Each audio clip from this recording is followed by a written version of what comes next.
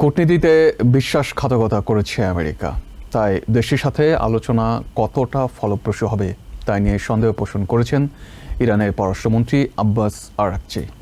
শুক্রবার জেনেভায় এনবিসি নিউজের সঙ্গে একান্ত সাক্ষাৎকারে তিনি আমেরিকার ওপর আর আস্থা রাখা নিয়ে সংশয় প্রকাশ করেছেন। তিনি বলেন, পরমাণু আলোচনায় ওয়াশিংটন আন্তরিক ছিল কিনা সেটা এখন ভেবে দেখা দরকার।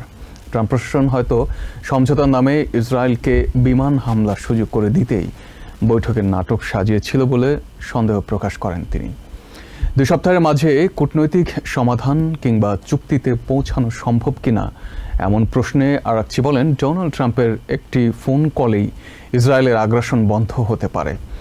অবশ্য নিউজার্সিতে নেমে প্রেসিডেন্ট জানিয়েছেন, তেল আভিভকে এই মুহূর্তে কোনো ফোন দেওয়ার ইচ্ছে তার নেই।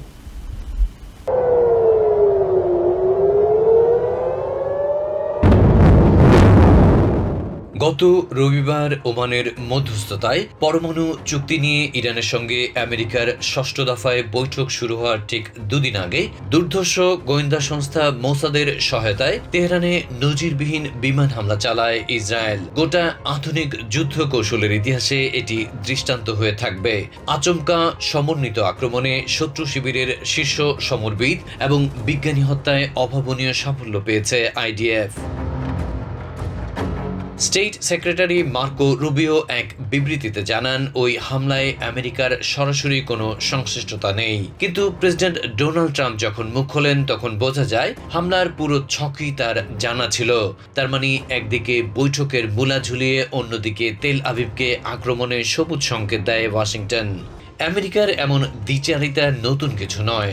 শুক্রবার সুইজারল্যান্ডের জেনেভায় ইসরায়েলি হামলা বন্ধ এবং তেহরানের পরমাণু কর্মসূচি নিয়ে ব্রিটেন, জার্মানি এবং ফ্রান্সের পররাষ্ট্রমন্ত্রীদের সঙ্গে আলোচনায় বসেন ইরানের পররাষ্ট্রমন্ত্রী আব্বাস আরাকচি। এর এক ফাঁকে এনবিসি নিউজের সঙ্গে একান্ত সাক্ষাৎকার দেন তিনি, যেখানে তিনি সন্দেহ প্রকাশ করেন ট্রাম্প প্রশাসন হয়তো সমঝোতার নামে ইসরায়েলকে বিমান হামলার সুযোগ করে দিতেই বৈঠকের নাটক সাজিয়েছিল। তিনি বলেন, পরমাণু আলোচনায় ওয়াশিংটন আন্তরিক ছিল কিনা সেটাই এখন ভেবে দেখা দরকার। ইরানের পররাষ্ট্রমন্ত্রী আরাকচি আরও জানান, কূটনীতিতে বিশ্বাসঘাতকতা করেছে আমেরিকা, তাই দেশটির সাথে আলোচনা কতটা ফলপ্রসূ হবে তাই নিয়ে সংশয় তৈরি হয়েছে। আমেরিকার উপর আর আস্থা রাখা যায় কিনা সেই ব্যাপারেও তিনি নিশ্চিত নন।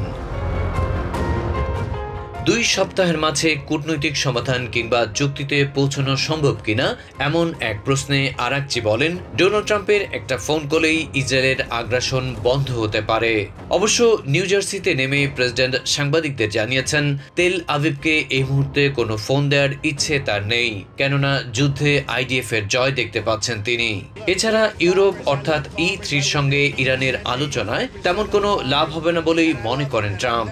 জানালেন, তেহরান মূলত ওয়াশিংটনের সাথেই কথা বলতে উন্মুখ হয়ে আছে। You have a disproportionate amount of people that are the people that you're talking about.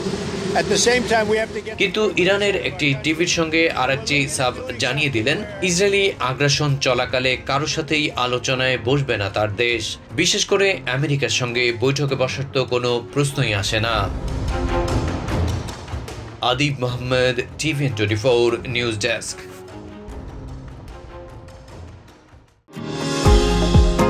New York থেকে সম্প্রচারিত TVN24 টেলিভিশন বিশ্বজুড়ে বাঙালির কণ্ঠস্বর।